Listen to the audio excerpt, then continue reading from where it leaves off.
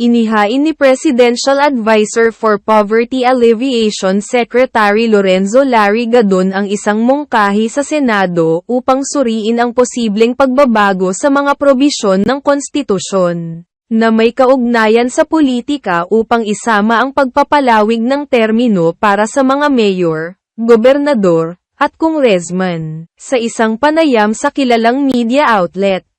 Sinabi ni Gadon na praktikal na isama ang mga pagbabagong ito sa mga probisyon ng konstitusyon, ngunit dapat lamang na tumukoy ito sa pagpapalawig ng termino ng mga lokal na pinuno. Yamang ang ating mga mambabatas ay pumapayag na sa pagbabago sa konstitusyon. Bakit hindi isaalang-alang ang pagsusuri sa mga amendment sa politikal na probisyon ng 1987 Philippine Constitution? Aniya pa ni Gadon. Kasama na dito ang pagpapalawig ng termino hindi lamang para sa mga mayor ng lungsod, kundi para rin sa mga gobernador at kongresista mula sa kasalukuyang 3 taon hanggang 6 na taon, dagdag pa ni Gadon, na binanggit na ito ay magtataas sa kanila sa antas ng mga senador, na nahahalal para sa 6 na taon na termino.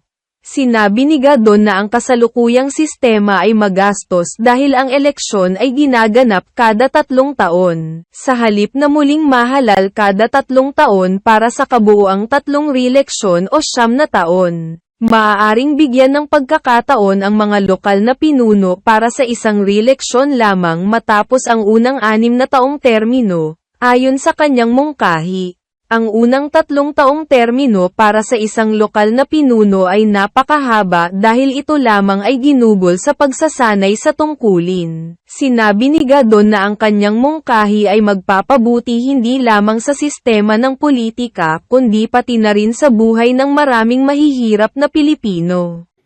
Dito ko na nakikita yung tunay na kolor, tunay na adhikain ng administrasyong ito. Hindi ang pagsilbi ng taong bayan ang gusto nila, kundi pansarili lahat. Okay, bakit nakakadismaya? Ito sa article ng Manila Times. Extend terms of mayors, governors. Sinulat ito ni Arlie Calalo. Si attorney, hindi na pala attorney, nadisbar ito eh. Si Mr. Larry Gadon, nanahimik, wala akong balita sa kanya eh. Tapos biglang lumabas siya ngayon, nagsalita sa isang interview na ang kanyang proposal nakaka-high blood. Kasi sabi niya, magsasubmit siya ng proposal sa Senate to review the possible amendments in the Charter's political provisions to include the term extension for mayors, governors, and congressmen. Last take naman. Ang galing mo, Mr. Larry Gadon. Okay, by the way, ang trabaho niya is advisor on poverty alleviation.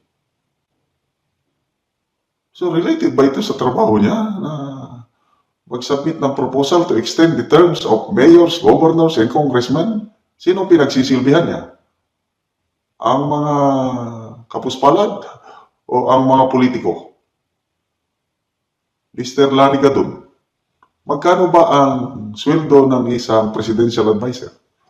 Parang undersecretary ito eh. Basta ang USEC, ang sweldo abot ng 250,000 plus. Monthly yan. So sinisulduhan natin itong taong ito na okay lang sana kung gawin niya yung trabaho niya. Mag-isip ng mga ideas na makakatulong sa mga nasa laylayan kasi poverty alleviation eh. Daming mahihirap. Eh ano itong idea niya, proposal niya? Extend, baguhin ang charter change eh. I-review ang mga provisions ng Constitution para ma-extend ang terms ng mga mayors, governors and congressmen. Ano sa tingin nyo? Related ba sa trabaho ni Mr. Larry Gadon ito? May kabuluhan ba yung sweldo natin sa kanya? Na 250,000 a month. Okay, so, according to Mr. Gadon,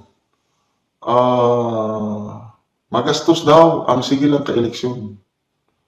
So, ang proposal niya, instead na 3 years, gawin 6 years. Then plus may isang re-election. So, 12 years lahat ang gusto niya.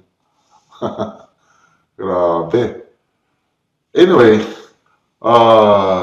dito ko na nakikita yung tunay na adhikain ng administrasyon ito. Kasi, di ba, nagsimula People's Initiative. Mamaya nung nabuking sila, medyo tumigil sila sa pagpapapirma. Ano na lang daw? Economic provisions na lang ang babaguhin. So, yan na. Nagkaroon na ng mga resolution of both houses. Number 7 and number 6. Yung number 7, pasado na sa Kamara o sa Kongres. Hinihintay na lang ang Senado pagpasa. Economic provisions lang yung tinatalakay nga i-amen. Kaya lang, mabuti na lang itong ating mga senador. Wais. Lalo na si Senator Villar, Senator Amy Marcos, sinasabi nila, alanganin kami dyan. Sino pang nagsasabi? Sina Atty. Vic Rodriguez, sina Atty. Glenchong, Atty. Roque. Alanganin. Sinasabi nila nga, baka patibong lang ito. Economic provisions mo na ngayon. Isa pa, si Representative Edsel Lagman ng Albay. Sinasabi niya yan eh. Huwag tayong magtiwala kasi anything can happen.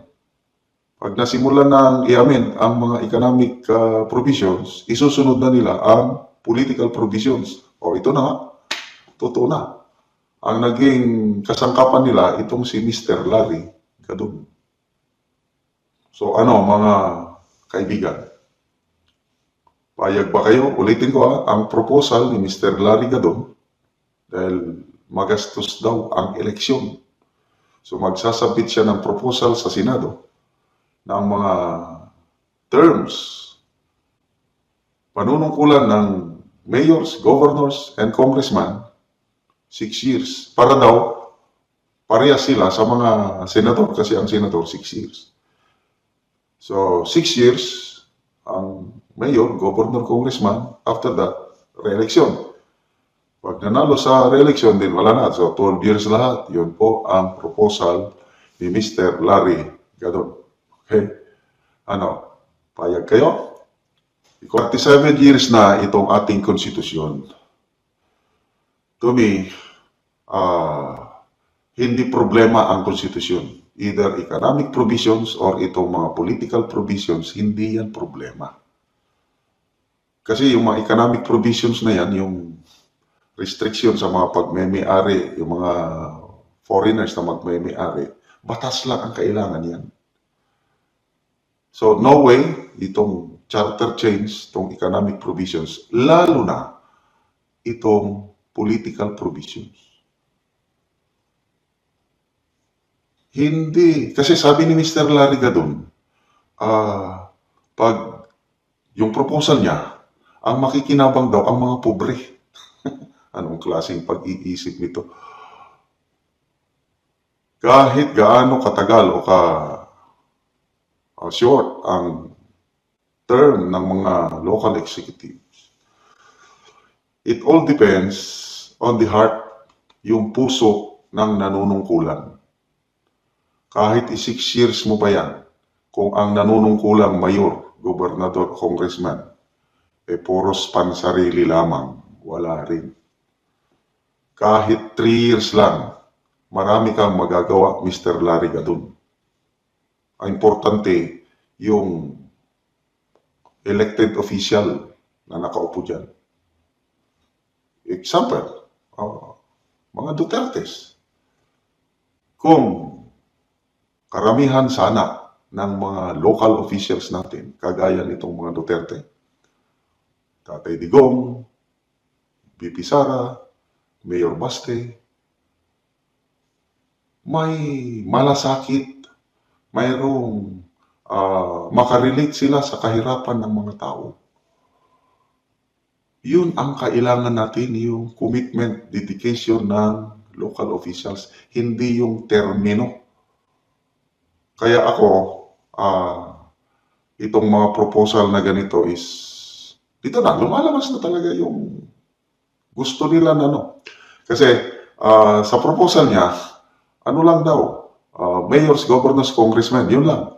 Yung presidente, wala mo na, hindi niya tinalakay. But later on, mind you, pag lulusot yung mga ganitong proposal, papunta na tayo dyan sa extension ng presidente or yung change of form of government from bicameral to unicameral, magiging parliamentary na tayo.